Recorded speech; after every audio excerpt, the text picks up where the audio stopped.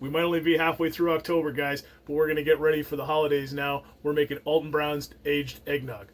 So go watch that intro and then come on back and we'll craft this one together. Stick around.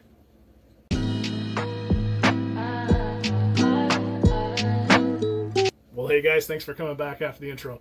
I'm Tyler, and yeah, tonight on the bar we're going to make Alton Brown's Aged Eggnog. I know it's still a little bit early right now. It's currently the middle of October and really more in the Thanksgiving mood and Thanksgiving season than the Christmas season. But you know, I've made this aged eggnog a couple of years in a row now, and I find the sweet spot is somewhere between a month and a half in the fridge aging. So that's what we're going to do today. We're going to make this eggnog recipe, which was made famous by Alton Brown, and then we're going to put it in the fridge to age over time for a minimum of 2 weeks.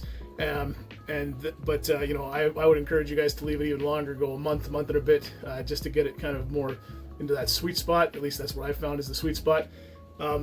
You know, reading on the website, there's no reason this particular recipe wouldn't last more than a year if it lasts that long. But trust me, once you guys make it, give it some time in the fridge to age, and then crack into it in November, December time frame, it's not going to hang around, especially if your French gets wind of it.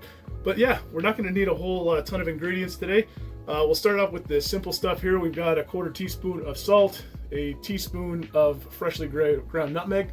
Then we got 3 kinds of dairy here. We've got 2 cups or a pint of whole milk, 2 cups or a pint of heavy whipping cream, and 2 cups or a pint of half and half, which is 10% milk fat. Then we got a pound of sugar, which roughly translates out to about 2 cups of sugar. We've got the yolks of a dozen eggs. So I've already taken the liberty and already taken out the whites and separated those and got that ready. And then we're going to use 3 kinds of booze here. We're going to use a cup of bourbon. In this case here, I'm going to use Buffalo Trace, Old Reliable here, 43% ABV and lots of flavor. And really, when I think of bourbon at Christmas time or mixing with eggnog, this is the one I gravitate towards just because of its flavors. Alton Brown says to use a Jamaican rum. I really am not a big fan of Jamaican rum. I really prefer Goslings. Those of you guys who know me know that I love my Goslings. So I'm going to go with a Bermudian rum and Goslings Black Seal. And then we're going to want a cup of brandy. And for this one here, I'm using Saint Remy. I've used it a couple times. I've used Valco Napoleon as well. I find the Saint Remy's just adds a little bit more complexity to it. It's got more of this apple forward and more sweet notes to it, but it's a really tasty brandy and goes great in this particular cocktail. So obviously we're making in a small batch, but it does make quite a bit. So what do we need to get started here? Well, you know, you take your eggs right now. I've got an electric mixer. You're welcome to use a hand mixer too. And honestly, I'm probably gonna do a lot of cuts and a lot of editing and stuff with the sounds because you guys don't want to listen to me mixing and everything for a good portion of the video. But yeah, step 1 is we're gonna want to take our 2 cups of sugar and our 12 egg yolks, and we're gonna want to slowly incorporate them into our first pot there, or first bowl. So I'm gonna turn this on, and we'll get to mixing, and we want to mix it until it's a pale into a pale kind of paste to it there, just a pale complexity or pale complexion, pardon me, to the eggs. So we'll start with that.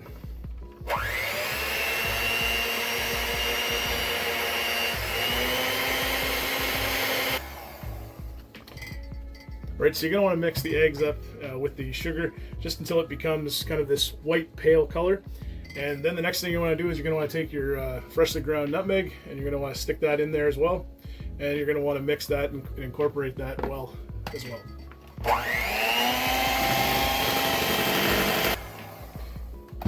And once that's all incorporated, I'm going to go clean my beaters off here because the next thing we're going to do is we're going to incorporate the milk and the booze together in its own thing. So you're going to want to take and set this aside.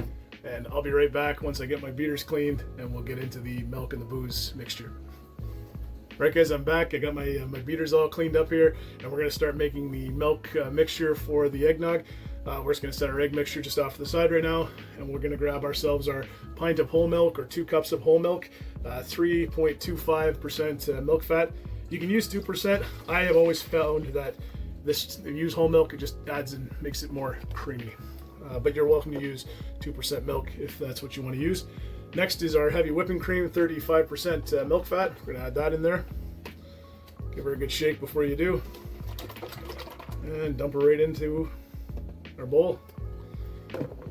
And last but not least, for our milk products, we're going to grab our half and half up here. That's 10% milk fat. Get her all added in there. Move some of these empty cartons over here. This is where you're going to want to add your salt in next. So just a quarter teaspoon of salt here. Dump that in there. And now we get to add our booze. So get your old trusty measuring cups out. And yeah, we're going to add a cup of each alcohol here. We'll start off with our Saint Remy brandy. And we'll add a cup of that in. It's a very boozy drink, but you know what? Aging in the fridge, it mellows out. So a cup of brandy.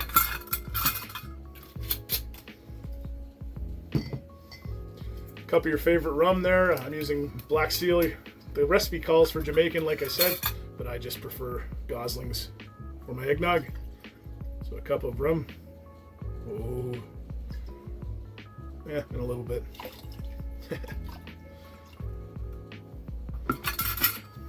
Ready for another bottle of Goslings. And then you're going to want a cup of bourbon. I'm using Buffalo Trace as mine. You can use whatever you want. Don't use anything too good. Don't use a good sipping whiskey. Use something that's, you know, not. Don't use the cheapest whiskey either, but something that you like, but something that's not going to break the bank either. So yeah, 1 cup of the bourbon of your choice. And then you're going to want to grab your beaters, or your mixer, and you're going to want to just mix that up. And make sure it's all nicely combined. And I'm just going to, through the power of editing, you won't see me go through all this, but yeah, just make sure it's well incorporated. All right, I just mixed it there for about, I don't know, a minute or so. So now you've got your milk mixture and you've got your egg mixture. Now, what I generally like to do, just because I don't have a bowl big enough, is I like to take a pot and I like to transfer my egg mixture in here. And then I like to, because what we're gonna do here is we're gonna add the milk mixture in here. Actually, I'm gonna grab a spatula, so I am gonna be right back. How about that? We even had a Christmas spatula available that I grabbed here. So take your egg and just transfer it in there. If you have a bowl big enough for this, you know, you don't have to transfer it. I just don't have a bowl that is that big, and I just find it easier to work with this way. All right, so now it's pretty much all in here. Grab your milk mixture that you've got here, and what we're gonna do is we're gonna have to incorporate the milk mixture into our egg mixture. Now you're gonna wanna make sure that you're using your beaters and you're whipping up the egg mixture. What's going to happen, or what can tend to happen, is if you just add everything all at once there, the alcohol, depending on the alcohol content, may chemically cook part of the egg. So you have to keep it moving and keep the air kind of motioning in there, and it's almost like tempering it in when you're doing that. But you want to kind of gradually add it in. So I'm going to run this here and probably edit some of it out, but I will show you kind of how I add it to the mix, and then I'll kind of edit it out and we'll get to the end of it. So we're going to get to mixing and adding our milk mixture.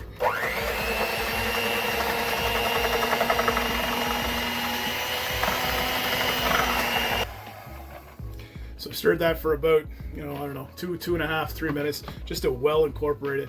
And great, now your eggnog is ready, and we're ready to bottle that.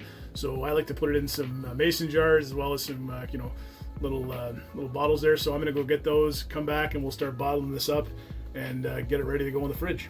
All right, guys, I'm back with a little mason jar. I've got my funnels, and I've got my ladle here, and we'll get to putting this in here. I can tell you guys, the smell in here is amazing. It smells like a really, really, really good, high-quality eggnog in here. So we're gonna just take and ladle it in and fill her up. Now, when you do fill these up, I would fill them right to the top, because we've whipped a lot of this. So over time, and really you'll notice it in a day or two, it's gonna lose some of that fluffiness, and it's gonna lose those bubbles, and it's gonna reduce in size. So don't worry about overfilling or filling these bottles or jars to the top. And I've got all sorts of different types here, but I just grabbed these two because I still got lots of bottling to do. Beauty.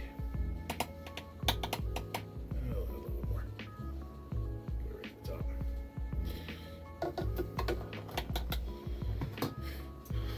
Slap yourself a top on it there. Get it ready for the fridge. And there you have it, guys. Your own small batch aged eggnog ready to go in the fridge. And it's good to drink now.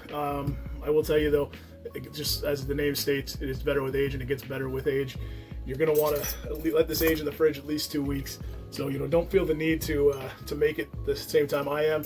Obviously, I know, you know, if you're making this closer to Christmas or in November or whatever, perfectly fine. Just make sure you let it age a minimum of 2 weeks. But like I said earlier in the video, I've done this a couple times, and I find that the sweet spot is a month and a half aged in the fridge.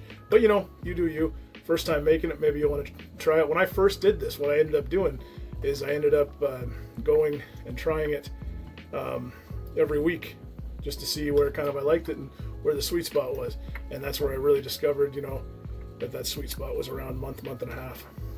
And you know, these are great for Christmas parties or whatever. You want to give them as gifts. You want to give them to your close friends. Heck, you want to keep them all to yourself and have them over Christmas. You know, you do. Like I say, you do you. But yeah, it's a banger, and it's a great cocktail. And yeah, I fully intend on doing some more cocktail slams closer to the holidays, and I definitely will be sharing my thoughts and opinions on this particular batch of Seaway Aged Eggnog. So thank you very much for tuning in. If you like what we're doing here at Seaway Whiskey Wire, you guys know that drill. Like and subscribe down below. And hey, don't forget to check me out on Instagram at Seaway Whiskey Wire. And you know, hopefully you guys have made this. Maybe you guys have a different recipe. Maybe, you know, you've got a secret family recipe that uses a certain kind of rum or bourbon or brandy or whatever. If you want to share that and make it a not so secret family recipe, you know, stick that in the comments. Go ahead. What's your favorite brand of eggnog? What's your favorite Christmas cocktail? I'd love to hear from you guys. And if you're still tuned in at this point, guys, thank you very much. I really appreciate it. Love making these videos for you. It gives me something to do in the evening here. When it gets all quiet in the house, I can come down to the bar and do my thing, and in some cases make a mess and kind of a pseudo bake a little bit here. But yeah, I really craft a cocktail that I think is really worth your time and attention. So I don't have anything in my glass. I got a big bottle, or a big a bowl here of aged eggnog that's not quite aged right yet, but I'll leave you with my cheers. Take care, and I'll see you next time. Bye for now, guys.